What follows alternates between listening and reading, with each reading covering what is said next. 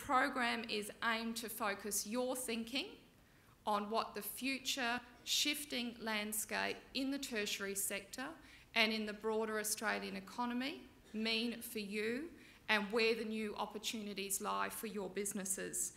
We will debate during the course of the next 2 days what the tertiary sector is.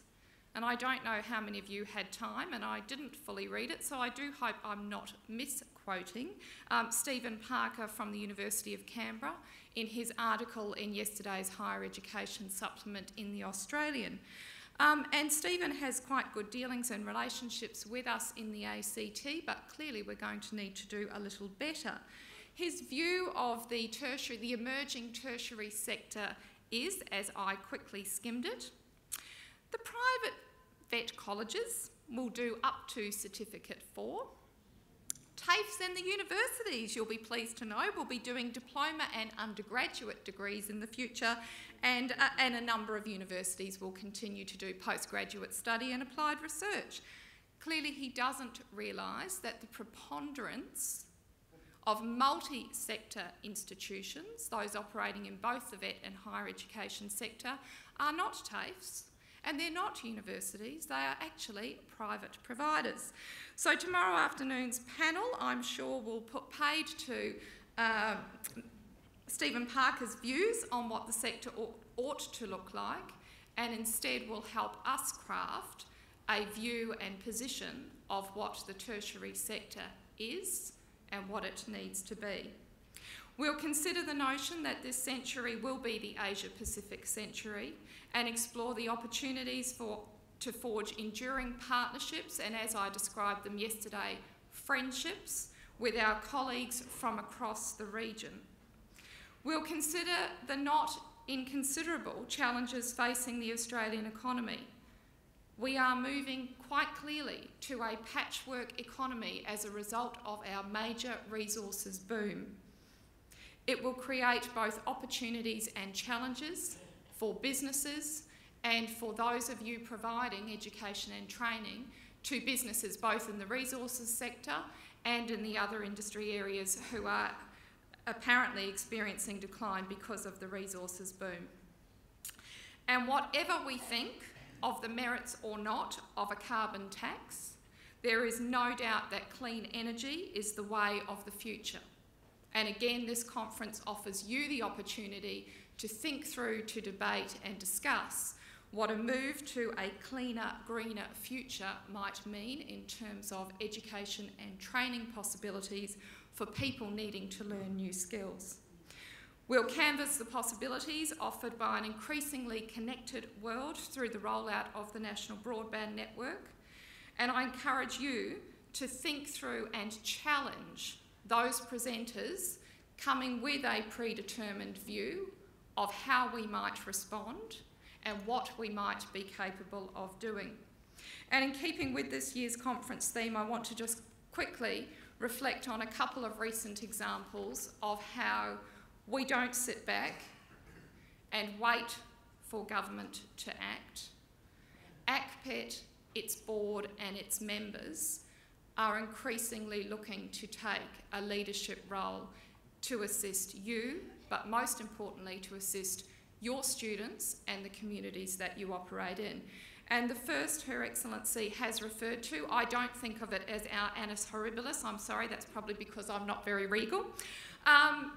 Kay Ganley and I, amongst others, have talked a lot in our articles and commentary through our publications and media releases and our national weekly newsletter about the difficulties that our members have had, those who deliver international education to students here in Australia.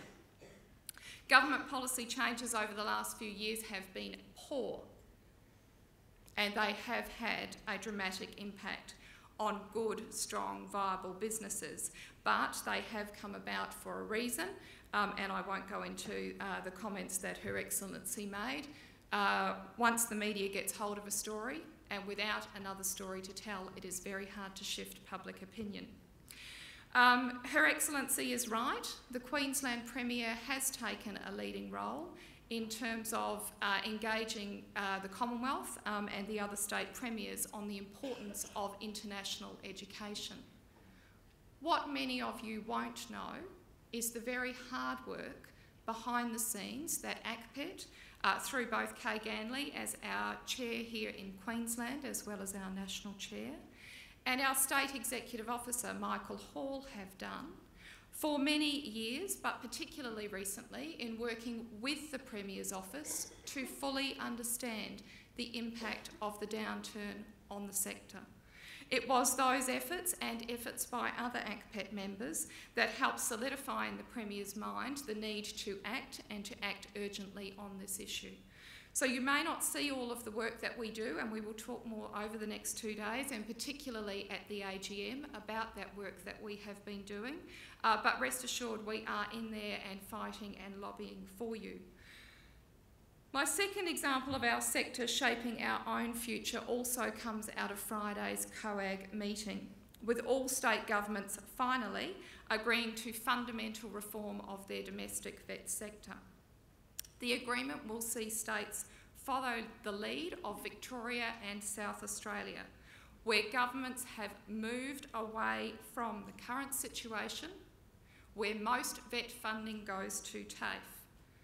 Instead, in the future, right across Australia, learners will have a government-funded entitlement to learning, typically up to Certificate 3 or 4 level, and learners will be able to use that entitlement with any approved provider.